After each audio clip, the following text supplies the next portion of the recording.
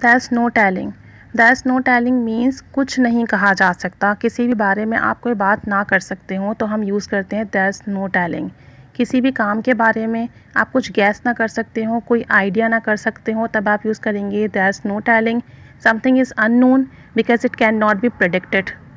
कोई चीज़, कोई बात ना मालूम है, इसी वजह से आप कोई पेशेंट गोई नहीं कर सकते, कोई आइडिया नहीं दे सकते, कोई गैस नहीं कर सकते, तब आप there's no telling यूज़ करेंगे और उसके बाद जो बात करना चाह रहे हैं वो सेंटेंस यूज़ करेंगे। For example, there's no telling when she will come back from shopping।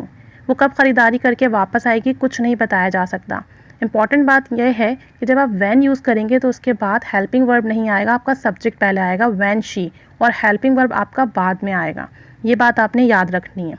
Next है there's no telling when we will receive our appointment letter।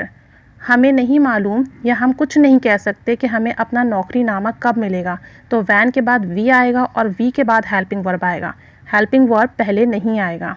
there's no telling what he might do। कुछ नहीं कहा जा सकता कि वो क्या कर सकता है, हमें कोई आइडिया नहीं है कि वो क्या सोच रहा है, क्या कर सकता है। जब ऐसी कोई सिचुएशन है तो आप कहेंगे there's no telling what he might do, what he can do।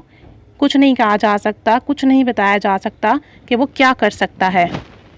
Another example is there's no telling when they can be here today। कुछ नहीं कहा जा सकता कि वो कब आ सकते हैं।